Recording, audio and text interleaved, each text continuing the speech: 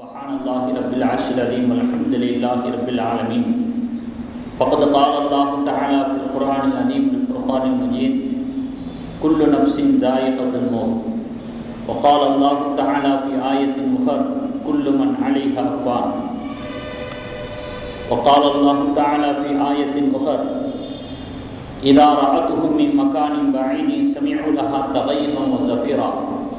وقال الله تعالى في آية أخرى: إن الله لا يستحي أن يضرب مثلا ما بعوضة فما فوقها. صدق الله العظيم. عن أبي سعيد الخدري رضي الله تعالى عنه قال رسول الله صلى الله عليه وسلم: أن بقاء المسلم كل يوم غنيمة لأداء الفرائض والصلاة أو كما قال عليه الصلاة والسلام. நிறையுடைய வாழ்வழித்து நெடுநிலத்தை காப்பதற்கு மறையளித்த இறைவனுக்கே மாபெரும் புகழனைத்தும் சத்திய தூதராம் நபிகள் நாயகம் ஸல்லல்லாஹு அலைஹி வஸல்லம் அவர்களின் மீதும் அவர்களின் வழிபார்ந்த சத்திய சஹாபா பெருமக்கள் மீதும் நம் அனைத்து நல்லடியார்களின் மீதும் ஏகவல்லோனின் சாந்தியும் சமாதானமும் என்றென்றும் நின்று நிலவட்டுமாக. அஸ்ஸலாமு அலைக்கும் வரஹ்மத்துல்லாஹி தஆலா வ பரகாத்துஹு. கண்ணியத்திற்குரிய இஸ்லாமிய பெரியோர்களே, சகோதரர்களே, அல்லாஹ்வையும் அவனுடைய தூதரையும் அவனால் இறக்கி அருளப்பட்ட வேதத்தையும் மறுமை நாளையும் நபிமார்களையும் வானவர்களையும் சொர்க்கம் நரகத்தையும் நம்பிக்கை கொண்டிருக்கக்கூடிய ஒவ்வொரு முஃமினான முஸ்லிமான ஆண் பெண்கள் அனைவரும் மறுமையை எதிர்பார்த்தவர்களாக உலக வாழ்க்கையை கழித்துக் கொண்டிருக்கிறோம் என்பது ஒரு வாழ்க்கை சான்றாக இருந்து கொண்டிருக்கிறது. உண்மையான ஈமானை உள்ளத்திலே பெற்றிருப்பவர்கள் மரணத்தை எதிர்பார்த்துக் கொண்டிருக்கிறார்கள். மரணத்தை எதிர்பார்த்த ஒரு வாழ்க்கை ஒரு ஈமானுடைய வாழ்க்கை, ஒரு முஃமினுடைய வாழ்க்கை. ஏனென்றால் இம்மையை விட மறுமைதான் அசல், இம்மையை விட மறுமைதான் நிரந்தரமானது என்ற ஒரு அடிப்படை சித்தாந்தத்தை, சிந்தனையை, கொள்கையை, நம்பிக்கையை உள்ளத்திலே ஆழப்பதிய வைத்திருப்பவர்கள் ஈமான்தாரிகள்.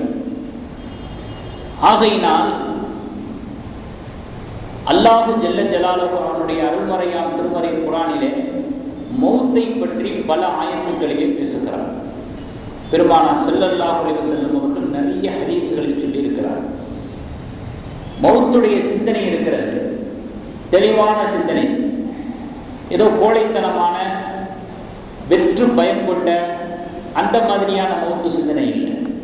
ஒரு தரமான, பொருத்தமான, அர்த்தம் பொதிந்த, ஆரோக்கியமான ஒரு மௌத்துடைய சிந்தனை இருக்கிறது. இது ஒரு மனிதனுடைய வாழ்க்கையில் ஏற்பட்டிருக்கக்கூடிய அழுக்குகளை நீக்கத்தக்கது,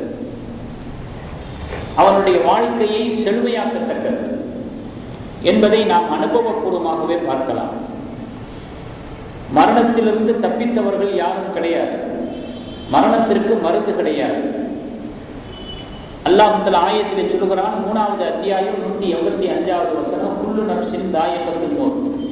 ஒவ்வொரு ஆத்மாவும் மரணத்தை சுவைத்தே தீரும் என்பதாக சொல்லுகிறான்.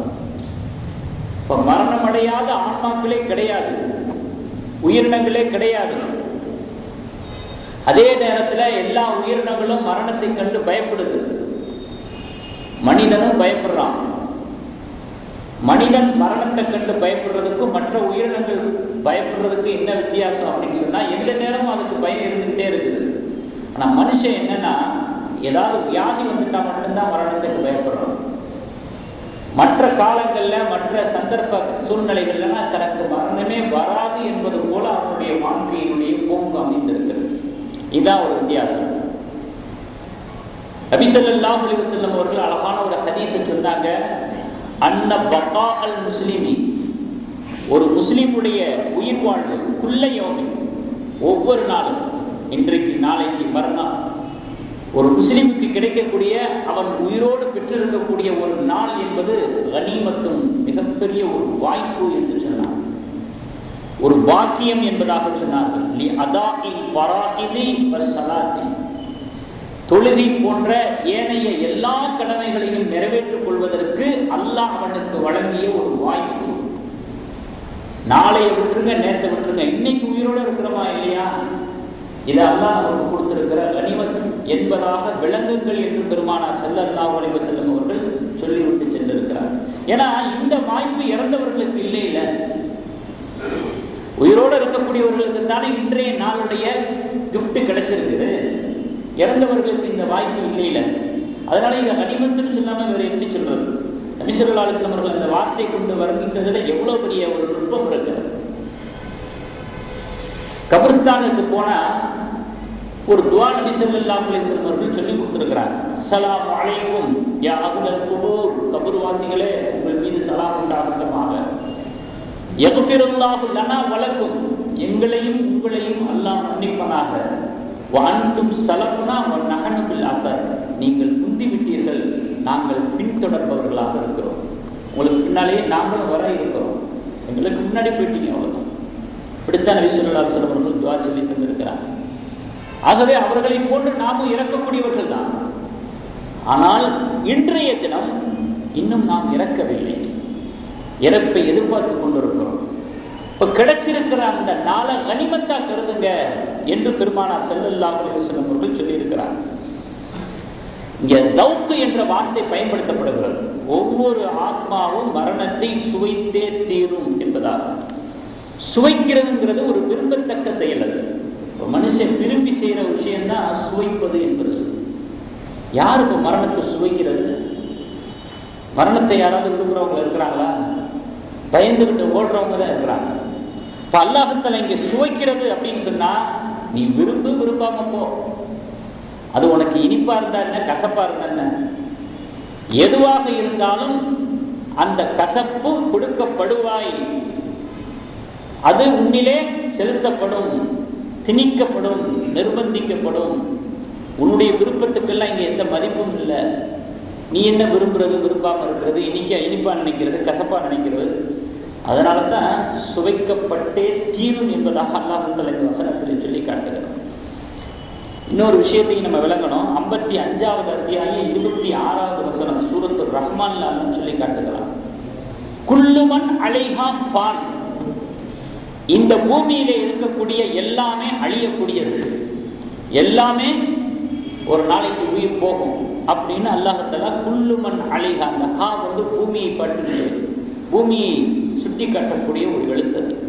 இப்போ பூமியில இருக்கிற எல்லாமே அழியக்கூடியதுன்னு சொன்ன உடனே மலக்குமார்கள் நினைத்து கொண்டார்களாம், ஆதம் அலைஹிஸ்ஸலாம் அவர்களுடைய சந்ததிகள் எல்லாம் க்ளோஸ். ஆதம் அலைஹிஸ்ஸலாம் அவர்கள், அவர்களுடைய சந்ததிகள் ஒரு நாளைக்கு மொத்தமா அழிய போறாங்க போல இருக்கு அப்படின்னு மலக்குமார்கள் எண்ணிக்கொண்டார்களாம், நினைத்து கொண்டார்களாம். அடுத்த அல்லாஹ் ஒரு ஆயத்தை இறக்குறான். குல்லு நஃப்ஸின் தாயிகத்துல் மௌத், ஒவ்வொரு ஆத்மாவும் மரணத்தை சுவைத்தே தீரும் அப்படின்றவனதான் மலக்குமார்கள் திருத்தம் செய்து கொண்டார்கள். அதுல நம்ம விதிவிலக்கல்ல. ஆதம் அலைஹிஸ்ஸலாமுடைய சந்ததிகள் மட்டும் இல்ல, நாமளும் அதுல அடங்குறோம். நம்முடைய உயிர்களும் ஒரு நாள் கைப்பற்றப்படும், நமக்கும் மௌத்து இருக்கிறது என்பதாக மலக்குமார்கள் விளங்கிக் கொண்டார்கள். செய்திகளை வச்சு விளங்குறதான, அல்லாஹ் செய்தியை தரதான் அவங்களுக்கு விளக்கம் போடும். அவர்களுக்கு ஆன்மா இருக்குது, நுட்பமான உடல்களை மலக்குமார்களுக்கு அல்லாஹ் கொடுத்திருக்கிறார். அந்த நுட்பமான உடல்களுக்கு தேவையான அதற்கு ஏற்ற ஆன்மாக்களையும் அல்லாஹ் கொடுத்திருக்கிறார். மனிதர்கள் மாதிரி அவங்களும் ஆன்மாக்கள் கொடுக்கப்பட்டோம். இப்ப இந்த ஆயத்து இறங்கினதுக்கு பிறகு அதனுடைய விளக்கத்தை முழுமையாக விளங்கி கொண்டார்கள். ஒவ்வொரு உயிரும் அழியும், ஒவ்வொரு பொருளும் அழியும், ஒவ்வொன்றும் மரணத்தை சுவைத்தே துயிலும் என்பதிலே மலக்குகளும் விதிவிலக்கல்ல என்பதாக அவர்கள் விளங்கிக் கொண்டார். இன்னொரு வசனத்தில் அல்லாஹ் சொல்றான், 4வது அத்தியாயம் 78வது வசனம், ஐனமா தகூனு யுத்ரிக்குமுல் மௌத், நீங்கள் எங்கே இருந்தாலும் மௌத்து வந்தே தீரும் என்பதாக அல்லாஹ் தஆலா இந்த வசனத்திலே சூளுரைக்கிறார். இந்த ஆயத்து இறங்கும் பொழுது அன்றைய கால நிகழ்வு சூழ்நிலை எப்படி இருந்துச்சு அப்படின்னு சொன்னா, சில பேர்களுடைய எண்ணங்கள் உள்ளத்துல இப்படி இருந்துச்சு, அல்லாஹ் தஆலா போற நம்ம மேல ஏன் விதிச்சான், போரு போரு போரு, இப்ப மறுபடியும் போர் செய்ய வேண்டிய ஒரு நிலை வருது, இது அல்லாஹ் தஆலா கொஞ்சம் தள்ளி போடக்கூடாதா, இன்னும் கொஞ்ச காலத்துக்கு தள்ளி போடக்கூடாதா அப்படிங்கிற மாதிரியான ஒரு சிந்தனை மனப்பான்மை உள்ளத்தில் ஏற்பட்டது. அப்போ அல்லாஹ் இந்த வசனத்தை இறக்கி சொல்றான், ஐனமா தகூனு யுத்ரிக்குமுல் மௌத், நீங்கள் எங்கே இருந்தாலும் உங்களுக்கு மௌத் வந்தே தீரும்.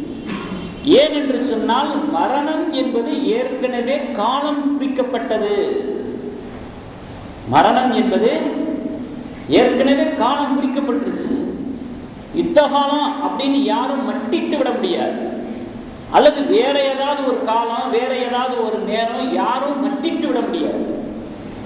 மரணம்ங்கிறது அது யதார்த்தமாகவே ஆரம்பமாகவே ஆல்ரெடி குறிக்கப்பட்டு விட்டது. அப்போ உங்களுடைய மரணத்தை பற்றிய சிந்தனையை ஏன் போரோட போய் ஏன் நீங்க சம்பந்தப்படுத்துறீங்க? மௌத்து இங்கேதான் வரும், அங்கே வராது, இவரால தான் வரும், அவரால வராது, எப்படி நீங்க ஒரு முடிவுக்கு வந்தீங்க என்பதாக அல்லாஹ் தஆலா சொல்லி காட்டுகிறார். இரும்பு கோட்டங்க, இடுக்கல் இல்லாத கதவுகள், இடுக்கல்கள் இல்லாத சுவர்கள் இருக்கட்டும், கதவுகளை நல்லா தாழிட்டு கொள்ளட்டும், ஒரு சின்ன கேப்பு கூட இல்லாம இருக்கட்டும், வருமே, அப்பையும் இந்த மரணம் வருமே. இதுதான் அல்லாஹ்வுடைய பதிலாக இருக்கிறது. அவர்களுடைய உள்ளத்திலே எழுந்த எண்ணங்களுக்கான சரியான ஒரு பதிலாக அல்லாஹ் தஆலா இந்த வசனத்திலே இந்த ஆயத்தை இறக்கி சொன்னாங்க. லவ்லா அக்தர்தனி இலா அஜலின் கரீப், சிறிது காலம் எங்களை கொஞ்சம் போற தள்ளி போட வச்சு எங்களை தாமதப்படுத்தக்கூடாதா அப்படிங்கிறதாக அவங்க சொன்னாங்க. அதுக்கு அல்லாஹ் தஆலா சொல்றான், மரணம் அதனுடைய காலம் முன்னரே நிர்ணயிக்கப்பட்டு விட்டது. நீங்க போற தள்ளி போடக்கூடாதான்னு சொல்றீங்களே, அந்த போருக்கு முன்பாகவே உங்களுடைய மரணத்தினுடைய நேரம் முந்திருச்சுன்னா என்ன பண்ணுவீங்க? மரணத்தை தள்ளி போற தள்ளி போட்டா மரணம் தள்ளி போயிடுச்சுன்னு அர்த்தமா? இது அறிவு கூட ஏற்றுக்கொள்ள முடியாத ஒரு விஷயமே. லாஜிக்கா அல்லாஹ் பேசுறான், அவருடைய வல்லமையை முன்வைத்து அல்லாஹ் பேசுறான். போற தள்ளி போடக்கூடாதா? போற தள்ளி போட்டுடலாம், மரணத்தை தள்ளி போட முடியுமா? எந்த போரை தள்ளி போட நினைக்கிறீர்களோ அந்த போருக்கு முன்பாகவே மரணம் முந்திவிட்டால், மரணத்தினுடைய காலம் முந்திவிட்டால் என்ன செய்வீங்க என்பதாக அல்லாஹ் தஆலா இந்த வசனத்திலே சொல்லுகிறார். பெருமானார் ஸல்லல்லாஹு அலைஹி வஸல்லம் அவர்கள் சொன்னாங்க, இந்த மாதிரியான எண்ணங்கள் எதனால் ஏற்படுகிறது என்று சொன்னால், மறுமையை அடுத்ததாக இம்மையை முன்னுரிமை கொடுக்கப்பட்டதாக வைக்கப்படுகின்ற காரணத்தினால் ஏற்படக்கூடிய எண்ணம். நிரந்தரமானது, அசலானது மறுமை என்ற விளக்கத்திலே நாம் பரிபூர்ணத்துவம் பெற்றிருந்தால் இது போன்ற சிந்தனைகள் வராது. அதுக்கு இம்மைக்கும் மறுமைக்குள்ள வித்தியாசத்தை நபி ஸல்லல்லாஹு அலைஹி வஸல்லம் அவர்கள் சொல்லும்போது சொன்னாங்க, சமுத்திரத்துல உங்களுடைய ஒரு விரலை அமுக்கி எடுத்து பாருங்க, உங்களுடைய விரல்ல எவ்வளவு தண்ணி ஒட்டி இருக்கும், எவ்வளவு சொட்டும், விரலிலிருந்து சொட்டக்கூடிய அந்த அளவுக்கும் சமுத்திரத்தில் காணப்படக்கூடிய தண்ணீருடைய அளவுக்கும் அந்த ரெண்டுக்கும் மத்தியில் இருக்கக்கூடிய அந்த ஏற்றத்தாழ்வு வித்தியாசம் தான் இம்மை மறுமை என்பது. அந்த அளவுக்கு நீண்ட நெடிய ஒரு வித்தியாசம் இருக்கிறது உலக வாழ்க்கைக்கும் மறு உலக வாழ்க்கைக்கும். அப்படி இருக்கும் பொழுது மறுமையை உள்ளத்திலே பின்னுக்கு தள்ளிவிட்டு உலகத்தை முன்வைத்து பார்த்தால் இது போன்ற மரணத்தினுடைய பின்வாங்கக்கூடிய, பயப்படக்கூடிய, போற தள்ளி போடக்கூடாதா அப்படிங்கிறதாக எண்ணக்கூடிய இந்த எண்ணங்கள் எல்லாம், விஷயங்கள் எல்லாம் ஏற்படும் என்று பெருமானார் ஸல்லல்லாஹு அலைஹி வஸல்லம் அவர்கள் இந்த உதாரணத்தை காட்டி சொன்னார். அதே போல ரெண்டுக்கும் வித்தியாசம் என்ன அப்படின்னு கேட்டீங்கன்னா, இம்மைக்கும் மறுமைக்கு என்ன வித்தியாசம் அப்படின்னு சொன்னா, இம்மையை பொறுத்தளவுல அது ஒரு நாளைக்கு முடிவை எட்டக்கூடிய ஒரு தொகுப்பு, அதுக்கு ஒரு முடிவு இருக்கு. ஆனா மறுமையை பொறுத்தளவுல அதற்கு முடிவே கிடையாது, எல்லையே இல்லை. இது ஒரு வித்தியாசம். ரெண்டாவது வித்தியாசம் என்ன அப்படின்னு சொன்னா, இம்மையில் இருக்கக்கூடிய சுகங்கள், இது எவ்வளவு பெரிய சுகமா இருந்தாலும் சரி, இவைகள் எல்லாமே மிக மிக குறைவானவைதான். ஆனால் மறுமையில் கிடைக்கக்கூடிய சுகங்கள் இருக்கிறதே அளவிட முடியாதது, வரையறுக்க முடியாது. இத்தனைக்கும் உலகத்தில் கொடுக்கப்பட்ட சுகங்களை பற்றி, அறுப்படைகளை பற்றி அல்லாஹ் சொல்லுகிற பொழுது சொல்லுகிறான், என்ன முற்பட்டால் எண்ணி முடித்து விட முடியாதுன்னு சொல்றான். அந்த அளவுக்கு கொடுக்கப்பட்டிருக்கிறது உலகத்தில் மனிதனுக்கு சுகங்களும் அறுப்படைகளும். இது ரொம்ப குறைவு. அப்படி இருந்தாலும் கூட இது ரொம்ப குறைவு. மறுமையை கவனிச்சு இதை விட அதிகமானது, அலாதியானது, அளவிட முடியாதது, வரையறுக்க முடியாதது, மட்டிட முடியாதது. இதுதான் இம்மைக்கும் மறுமைக்குள்ள வித்தியாசத்தை காட்டக்கூடிய இரண்டாவது காரணம். மூணாவது காரணம் என்ன அப்படின்னு சொன்னா, வகை வகையான கவலைகளை கொண்டு, வருத்தங்களை கொண்டு, ஏமாற்றங்களை கொண்டு, கைசேதங்களை கொண்டு, பொறுமலை கொண்டு உள்ள ஒரு சுகம்தான், ஒரு வாழ்க்கை தான் இந்த உலகம் என்பது. அப்படியே சுகம்னு கிடைச்சா கூட சும்மா வந்துடாது சுகம். பல அவமானங்கள், ஏமாற்றங்கள், துயரங்கள், தொல்லைகள், இவைகளுக்கு மத்தியில தான் அந்த வசதியை, அந்த சுகத்தை நம்ம பெற முடியுது. ஆனால் மறுமையில தொல்லை துயரங்களுக்கு இடமே இல்லை. அல்லாஹ் தஆலா அப்படி ஒரு சுகத்தையும் ஒரு வசதியையும் வல்ல ரஹ்மான் மறுமையிலே வைத்திருக்கிறார். அதனால நிறைய வித்தியாசம் இருக்கு. நாலாவது வித்தியாசம் என்ன அப்படின்னா, இன்மைக்கும் மறுமைக்கும் இந்த வெற்றி நிச்சயம் என்பதாக சொல்லுவாங்க. ஏதோ சொல்லிக்கலாமே தவிர அது நம்ம கையில இருக்குதானா அது இல்லை, கன்ஃபார்ம் கிடையாது. வெற்றி நிச்சயம், அதுல எந்த சந்தேகமும் இல்லை. சொல்லலாம், அதற்கான முகாந்திரத்தை தேடலாம், அமைச்சுக்கலாம். ஆனா முடிவு, ரிசல்ட் நம்மகிட்ட இல்லையே. இப்ப எதையுமே கன்ஃபார்ம் பண்ணி சொல்ல முடியாது. ஆனா மறுமையில அப்படி அல்ல. மறுமையில வெற்றி என்பது அது உறுதியான ஒரு விஷயம். அதுல எந்த விதமான சலனத்துக்கு இடம் இல்லை. அப்போ உலகத்துல எதையெல்லாம் வெற்றியாக நினைக்கிறோமோ, சக்சஸ்ஃபுல்லாக நினைக்கிறோமோ, அவைகளெல்லாம் இறுதியில ஏமாற்றத்தை தருவதற்கான வாய்ப்பு இருக்கிறது. மறுமையில வெற்றி என்பதாக எதையெல்லாம் அடையாளம் காட்டப்படுகிறதோ, வழிகாட்டுதலை தரப்படுகிறதோ, அந்த வெற்றியினுடைய பின்னணியிலே ஏமாற்றம் கிடையாது. அது உறுதியானது. இப்படி உறுதித்தன்மையை நிர்ணயிக்கிற விஷயத்துல இம்மைக்கும் மறுமைக்கும் நிறைய வித்தியாசம் இருக்கிறது. இவைகளை எல்லாம் உள்ளடக்கித்தான் பெருமானார் ஸல்லல்லாஹு அலைஹி வஸல்லம் அவர்கள் அழகான உதாரணத்தை சொல்லி சொன்னார். சமுத்திரத்துக்கும் சமுத்திரத்திலே விரலை அமிழ்த்தி எடுக்கப்பட்ட அந்த விரலிலிருந்து சொட்டக்கூடிய தண்ணீருக்கும் உள்ள வித்தியாசம் என்பதாக நபி ஸல்லல்லாஹு அலைஹி வஸல்லம் அவர்கள் சொன்னார். அடுத்து அல்லாஹ் 10வது அத்தியாயம் 49வது வசனத்தில் சொன்னார், இதா ஜாஅ அஜலுஹும் ஃபலா யஸ்தஅখিরூன ஸாஅத்தன் வலா யஸ்தக்திமூன். அவர்களுக்கான தவணை வந்து விட்டால், அந்த தவணையினுடைய தவணை முடிஞ்சு அந்த மௌத்துடைய அந்த நேரம் முந்தவும் மாட்டாது, பிந்தவும் மாட்டாது.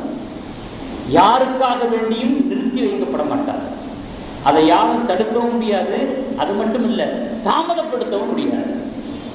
ரெண்டுமே சாத்தியமில்லாத விஷயம் என்பதாக அல்லாஹ் தஆலா இந்த வசனத்திலே சொல்லி காட்டுகிறார். இந்த உண்மை யாருக்கு தான் தெரியாது. மரணம் வந்தா அதை யாராலும் தடுக்க முடியாது, தாமதிக்க வைக்க முடியாது. யாருக்கு தான் தெரியாது? எல்லாருக்கும் தெரியும். அந்த ஒரு காரியத்தில் ஈடுபட்டு யாரும் ஈடேற்றம் பெற முடியாது. டாக்டர்களாக இருக்கட்டும், விஞ்ஞானிகளாக இருக்கட்டும், யாராக இருக்கட்டும். ஆனால் மனிதனுடைய வாழ்க்கை, அவனுடைய செயல்பாடு அதை ஏற்றுக்கிற மாட்டேங்குதே. வெளிப்படையில ஏற்றுக்கொண்டுதான் ஆகணும் என்று இருந்தாலும் கூட அவன் வாழுகிற வாழ்க்கையினுடைய அந்த போக்கு இருக்கிறது பாருங்க, அந்த மெத்தட் இருக்குது பாருங்க. இன்னமோ நீண்ட நெடிய காலத்துக்கு வாழ போறது மாதிரியும், நம்மளை யாரும் எதுவும் பண்ண முடியாதுங்கிற மாதிரி தானே சிந்தனை வெளிப்பாடு, செயல் வெளிப்பாடு, நடவடிக்கை எல்லாம் இருக்குது. அதனால அல்லாஹ் தஆலா அறிவுறுத்துறான், எச்சரிக்கிறான். அல்லாஹ் தஆலா மரணத்தை கொண்டு வரணும்னு சொன்னா எப்படியும் கொண்டு வருவான், எதன் மூலமாகவும் கொண்டு வருவான். இப்படித்தான் அப்படிங்கிறத அல்லாஹ்வுக்கு எந்த ஒரு பொருளையும் அவசியமாக்கிக் கொள்ள வேண்டிய அவசியம். இன்னைக்கு பார்த்தீங்கன்னா எங்கு பார்த்தாலும் புதிய புதிய நோய்கள், ஒவ்வொரு நோய்க்கும் ஒவ்வொரு விதமான பெயர் வைக்கப்படுது. அந்த பெயரை கொண்டு ஒரு சமுதாயத்தில் ஒரு பேயாட்டம் ஆடி பல உயிர்களை காவு கொள்ளக்கூடிய ஒரு சூழ்நிலைகளை நடப்பு நிகழ்வு காலத்திலே பார்த்து கொண்டு, டெங்கு காய்ச்சலால் எத்தனை உயிர்கள் மாண்டு போய்விடுகிறது. கொசுவினால் ஏற்படக்கூடிய நோய்கள், மரணங்கள், அல்லது வேறு வேறு பல காரணங்களால் ஏற்படக்கூடிய மரணங்கள், காயங்கள், இவைகளெல்லாம் அதிகமாகி கொண்டிருக்கக்கூடிய ஒரு சூழ்நிலையை தான் நாம் வாழக்கூடிய காலத்திலே பார்த்து கொண்டிருக்கிறோம். ஒரு கொசு மனுஷன் மரணத்துக்கு பயந்துக்கிட்டு என்னென்னலாம் தயாரிப்பு செஞ்சுக்கிட்டு இருக்கிறான். இப்படி இருந்தா தான் உடம்பு நல்லா இருக்கும், நீடிச்சு ஆயிலா இருக்க முடியும், அப்படி இப்படின்னு என்னென்னலாம் செலவு பண்ணிக்கிட்டு இருக்கிறான். என்னென்னமெல்லாம் ரிஸ்க் எடுத்துக்கிட்டு இருக்கிறான், என்னென்னமெல்லாம் அறிவை தீட்டிக்கிட்டு இருக்கிறான். சிம்பிளா ஒரு கொசு வந்து வேலையை முடிச்சுட்டு போகுது. என்ன பண்ண முடியும்? அந்த கொசுவை பத்தியும் அல்லாஹ் சொல்ல தவறல. இன்னல்லாஹ லா யஸ்தஹி அன் யضرب مثلا ما بعوضة فما فوقها. அல்லாஹ் சொல்லுகிறான், உங்களுக்கு உதாரணத்துக்கு ஏதாவது ஒரு உதாரணம் சொல்லணும் அப்படின்னு சொன்னா அல்லாஹ் தஆலா எந்த ஒன்றையும் உதாரணம் விட்டு சொல்ல தயங்க மாட்டான். இன்னல்லாஹ லா யஸ்தஹி, அல்லாஹ் வெட்கப்படுவதில்லை.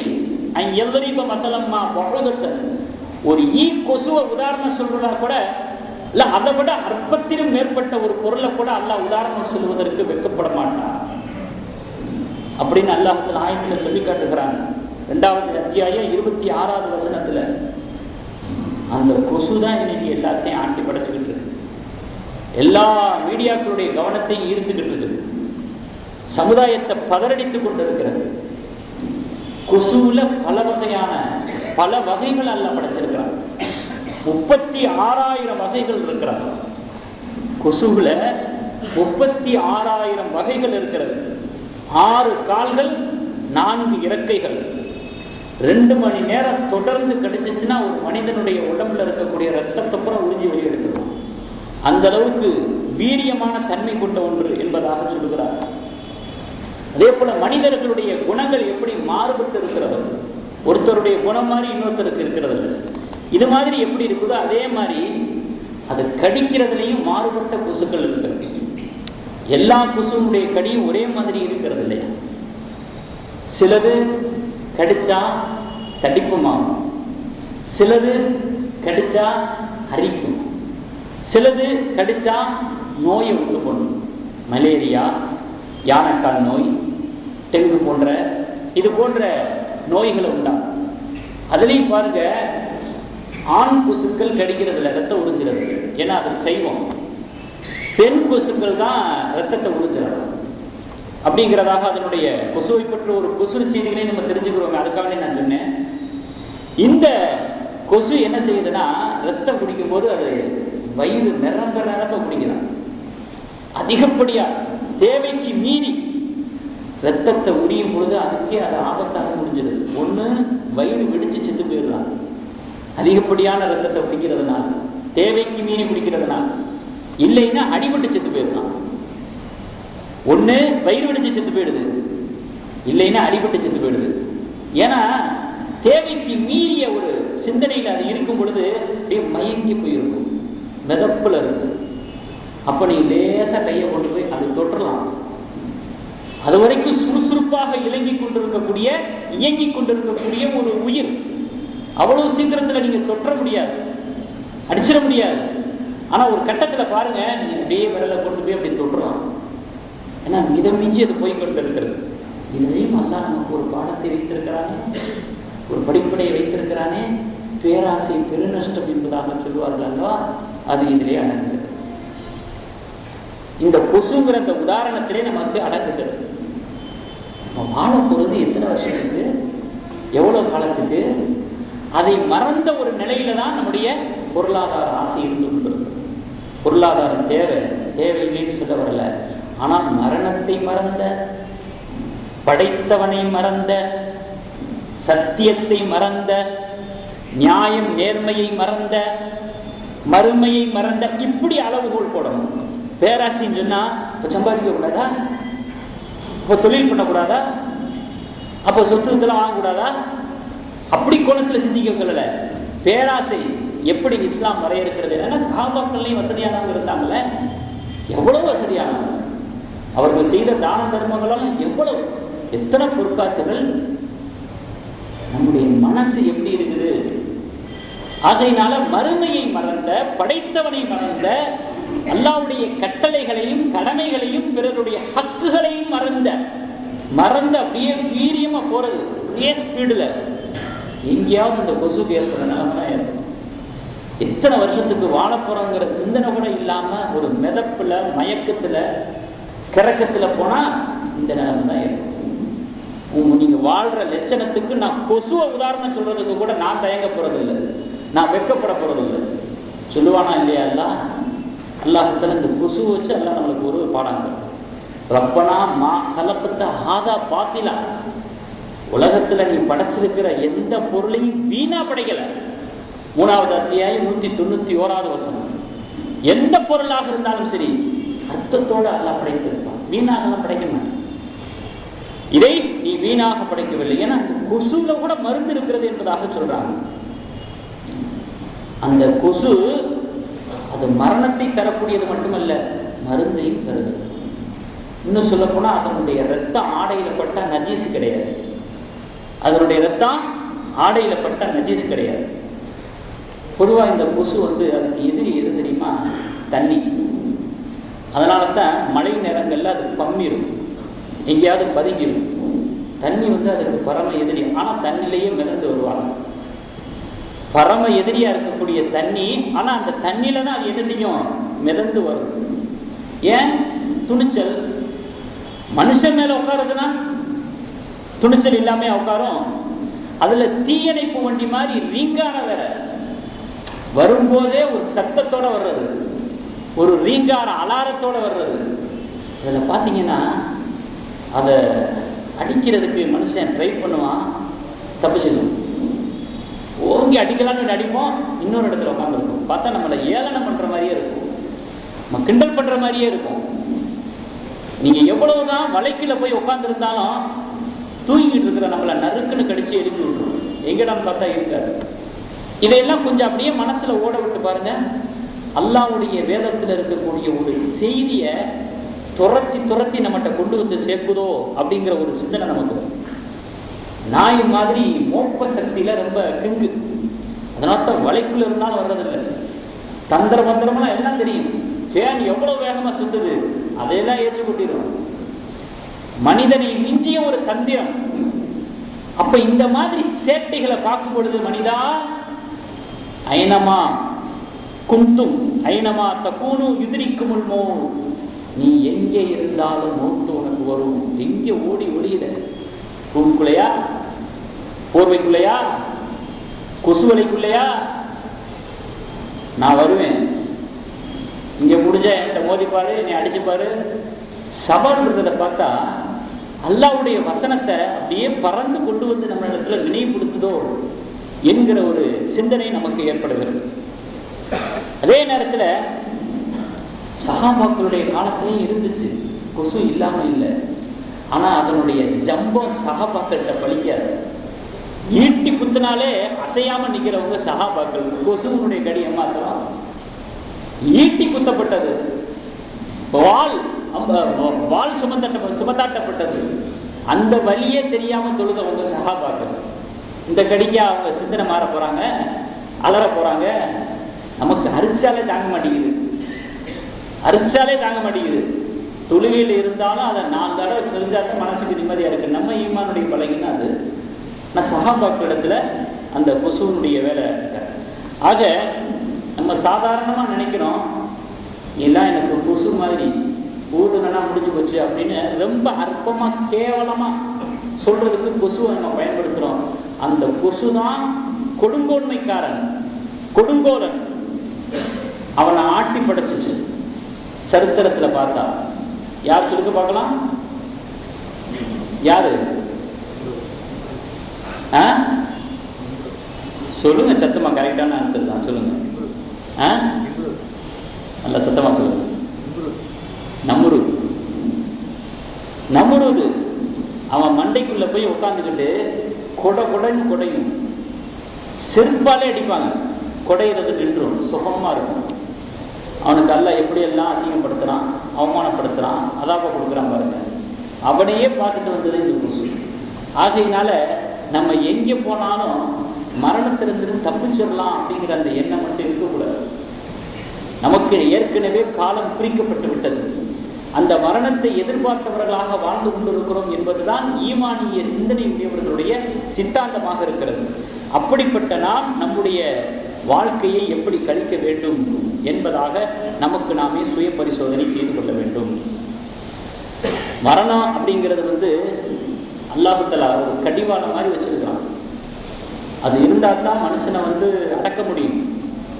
அது இல்லை அப்படின்னு சொன்னா அவனுடைய ஆட்டம் தாங்க முடியாது. ஆகையினால நல்லவர்களை பொறுத்தளவுல மரணம் என்பது அல்லாஹ்வுடைய அருளாக இருக்கிறது. கெட்டவர்களை பொறுத்தளவுல மரணம் என்பது வெறும் மிரட்சியாக இருக்கிறது, பயமுறுத்தாட்டக்கூடிய ஒரு விஷயமாக இருக்கிறது. அதே போல இன்னொரு விஷயத்தையும் நம்ம விளைவிக்கிறோம். ஏன்னா கொடுக்கப்பட்ட காலம் ரொம்ப சொற்பமானது, அற்பமானது. யார் எத்தனை வயசு வரைக்கும் எவ்வளவு காலம் வரைக்கும் தெரியாது. ஆகையினால இருக்கிற வாழ்க்கையை செழுமையாக்கிக்கிறணும் அப்படிங்கிறத தான் வேதம் வந்ததனுடைய நோக்கம், தூதர்களுடைய வருகையினுடைய நோக்கம், அல்லாஹ்வுடைய எதிர்பார்ப்பு.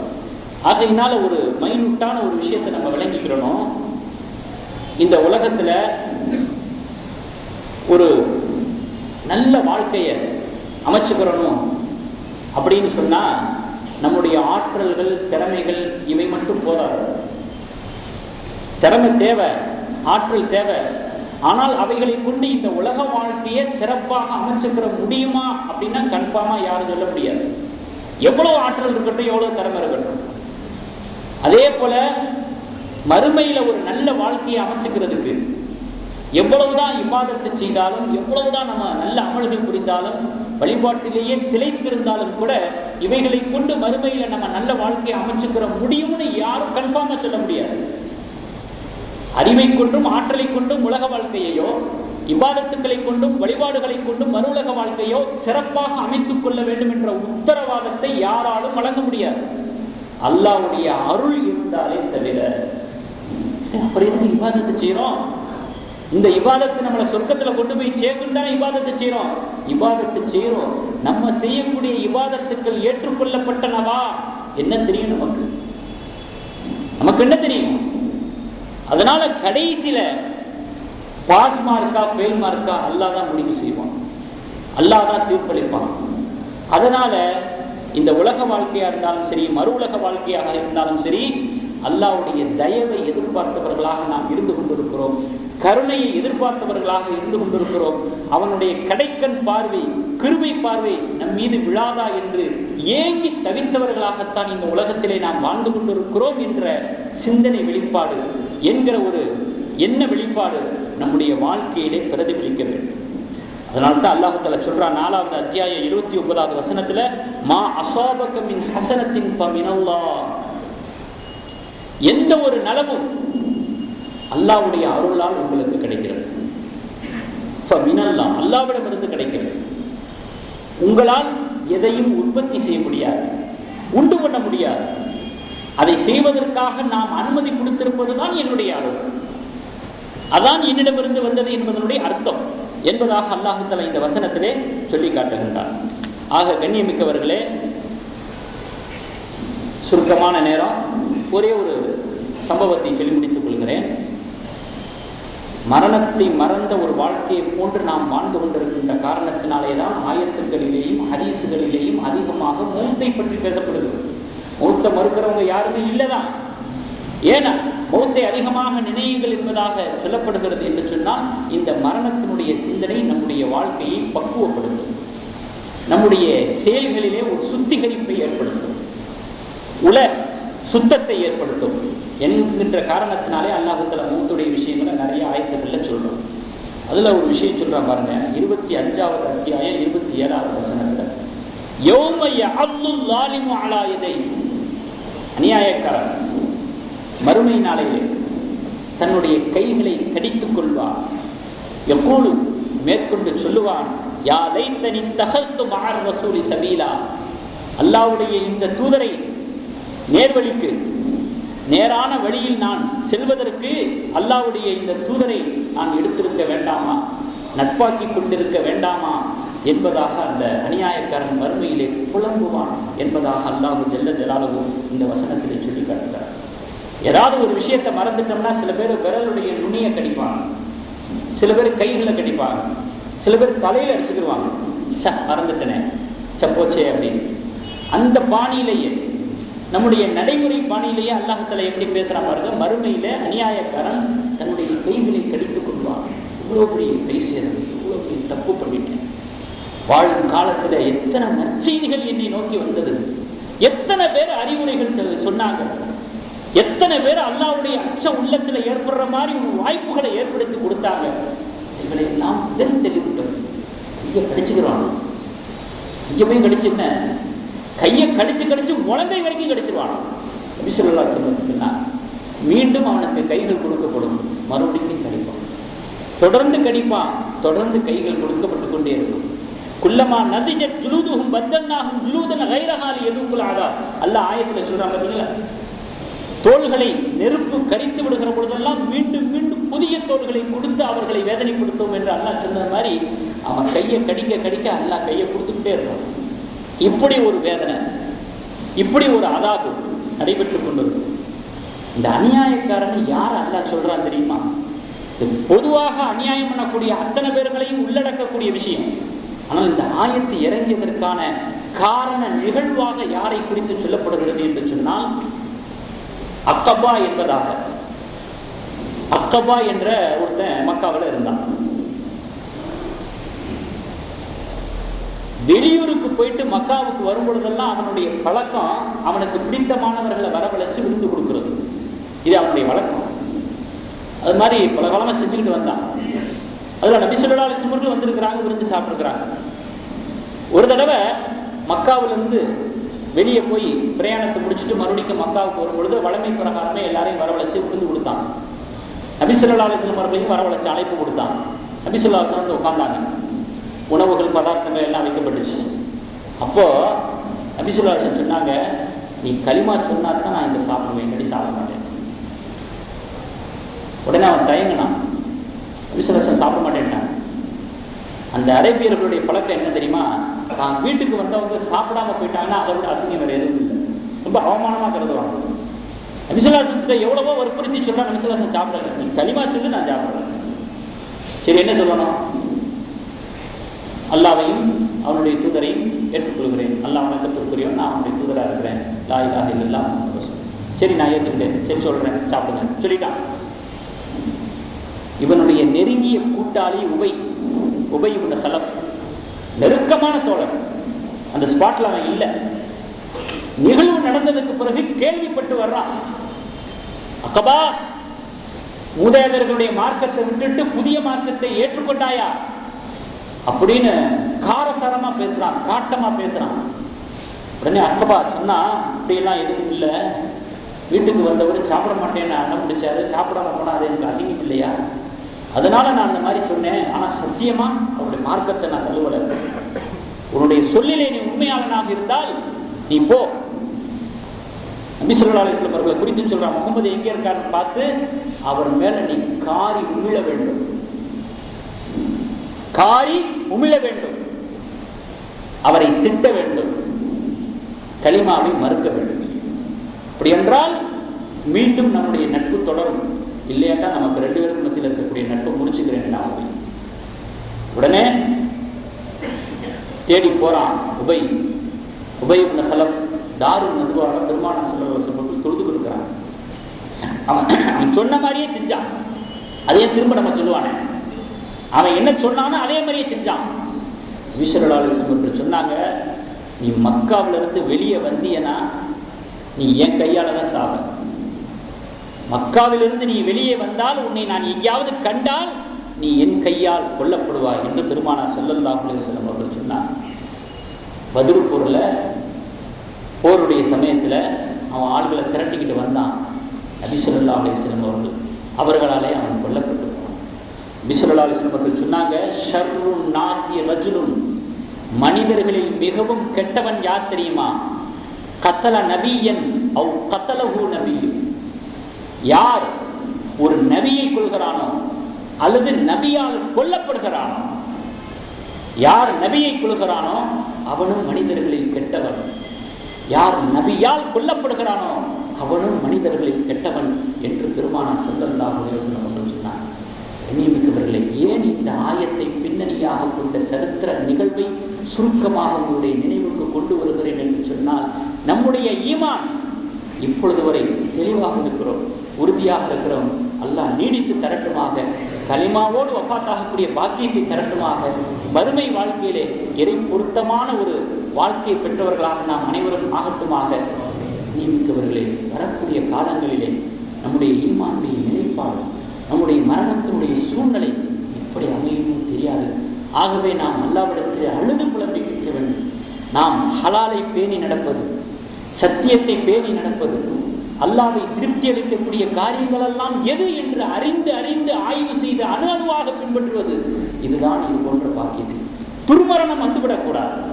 துர்பாக்கியமான ஒரு நிலையிலே மரண நிகழ்வு நம்முடைய வாழ்க்கையில ஏற்பட்டு விடக்கூடாது. அதற்காக வேண்டி அல்லாஹ்விடத்தில் அதிகமாக பிரார்த்திக்க வேண்டும், நற்காரியங்களில் ஈடுபட வேண்டும், இறை வழிபாட்டிலே ஈடுபட வேண்டும். அல்லாஹ் தஆலா அப்படிப்பட்ட இறை வழிபாட்டிலே ஈடுபடக்கூடிய, இறை பொருத்தத்தை பெறக்கூடிய இவ்வுலக வாழ்க்கையும் மறு உலக வாழ்க்கையும் சிறப்பாக நமக்கு அமைவதற்கு வல்ல ரஹ்மான் அனைத்து விதமான தௌஃபீக்கினை தந்தல் புரிவானாக, நற்பாக்கியத்தினை தந்தல் புரிவானாக. வாஹிரு தாவனா வல்ஹம்துலில்லாஹி ரப்பில் ஆலமீன். அஸ்ஸலாமு அலைக்கும் வரஹ்மத்துல்லாஹி.